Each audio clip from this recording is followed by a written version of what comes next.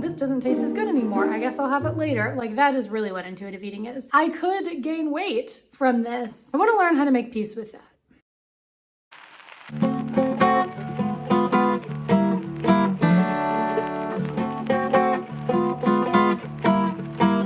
Let's talk about intuitive eating and what it actually looks like on a day-to-day basis. These are just tips and tricks that I have personally found work, and they are all covered in the book. The only thing that I will say about the book is that the author is counseling you on how to lose weight. In my opinion, intuitive eating isn't about losing weight. It's literally just about intuitive eating. Eating when you're hungry, stopping when you're full. As simple as that is what intuitive eating is, in my opinion. And I feel like we would be a lot healthier and a lot more stable in our eating habits if we took the focus off of weight management. Now, I do realize I say this as a thin person. I say this as a person who has the privilege, and there is, anyway, I don't know what I'm saying. I'm just trying to become more weight neutral because I also have just a plethora of insecurities about my body. So the first technique is to put distractions away while you eat. So this does not have to be forever. I feel like whenever I first read this direction, I was like, well, I love watching TV and eating, so that's gonna be an issue. What the book does say to do is to take it slowly. Take your time. Just set aside one dinner, going really slowly, savoring each bite, thinking about how it feels on your tongue, how the food tastes, the texture of it, the smell. Do you actually like the food that you're eating? Things like that. And of course, this is all in balance. The goal is to integrate these habits so you can regulate yourself over time. Eating mindfully is about keeping the keeping your long-term goals and prioritizing them. And it does work because I have done it and I have succeeded. And I'm not a mindful eater always, but mindfulness has improved my life a lot. I think in self-improvement culture, we talk a lot about meditation, about mindfulness. And I think we have to ask ourselves, what's the point of meditation? It's to be inside of our bodies rather than trapped in our thoughts. It can be very intimidating to tell yourself, okay, for 30 minutes, I will meditate today. It's even intimidating with all of the distraction we have woven into our everyday lives with social media. It is incredibly difficult to even sit for 10 minutes, even sit for 5 minutes. And this is what Lena Norm said in one of her videos. She was trying to become vegan. She said, yeah, I'm just gonna do a vegan moment here or there. Yes, I'm still gonna eat cheese every once in a while because I love cheese and I don't wanna give that up. Meet yourself where you're at and have compassion, even though I know that's hard and I'm going to therapy for that. If the point of meditation is to have mindfulness moments, why not have a bunch of very small, manageable, mindful moments sprinkled throughout your day? Instead of approaching this with a mindset of absolutes, what if we integrated and shift our perspective slowly? Would that not be more relaxing, perhaps?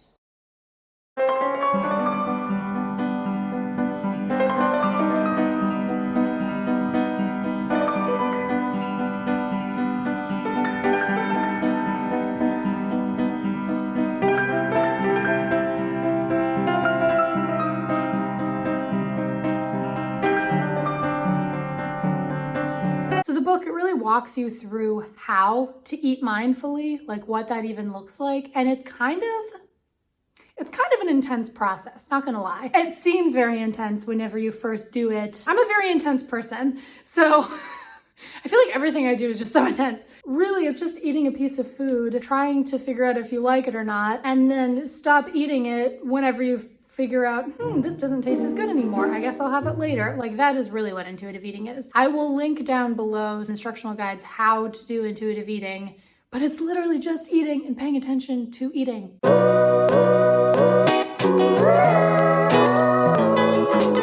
Instead of subtracting food, try adding food. I'll be hungry.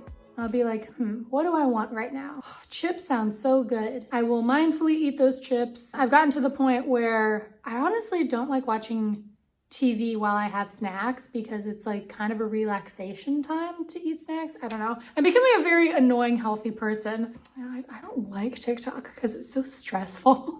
It's like so stressful, but it's also so jam-packed with just information. Oh, Chef's kiss. So after eating the chips mindfully, I will usually go to the fridge and have some vegetables that I like or some fruit that I like. For example, today I had some chips and a clementine. I was like, I am satiated.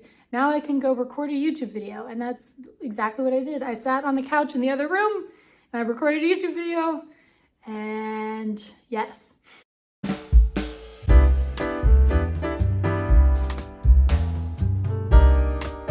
Earlier, I talked about integrating habits gradually, shifting your perspective over time. In the book, she says to integrate risky foods. You don't have to start with your favorite ice cream that you have a habit of binging. I don't even have a desire to do that. For strawberry ice cream, honestly, I'll have like a couple spoonfuls. I'm telling you, the stuff works. A risky but non-risky food for me are Skittles. Like if they're there, then I could eat them, but I don't have a strong desire for them. Just dial it up over time. So then eventually you can have your favorite ice cream in the house and then eat it mindfully. This is just a side tangent that I might put somewhere else in the video, but there is so much more to life than looking a certain way. And I say that liking how I look right now, but scared that that will change. Guess what? It will change because I'm gonna age. Am I kind of scared of that? I feel like there's an appropriate level of fear there. You can't control that. You can't control if things change. I mean, you can to a certain point, but there are so many things outside of our control. It makes a lot more sense to release control for a minute just to see how it feels and then try to adapt. As Darwin said famously, what did he say? The wicked shall survive. The weak or the strong will live longer than the strong will live longer than the weak. I think I might have some brain damage.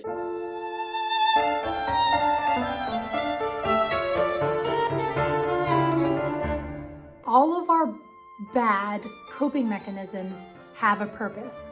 Drinking alcohol has a purpose. It helps people disassociate.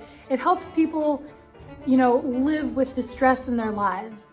It also is very destructive, but it holds a place. It has a purpose. It's the same thing with binging.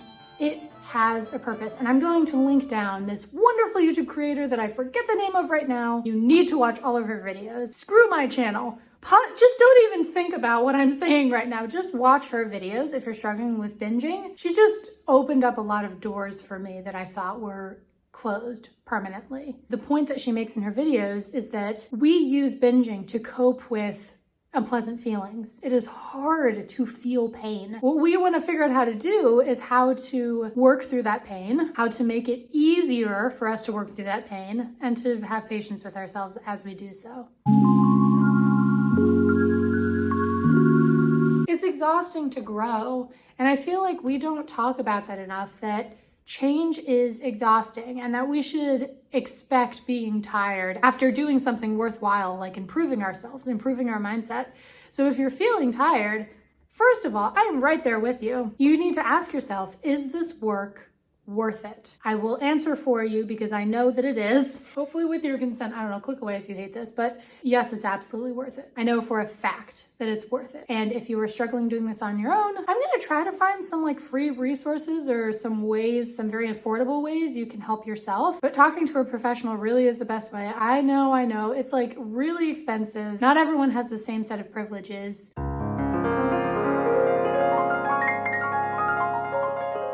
Eat foods that you enjoy, because life will be over before you know it, and be mindful. And through that combination, you can achieve peace, which is so much better than ascribing to a particular body type. And I say that as a skinny person. So, thank you for being here. Bye.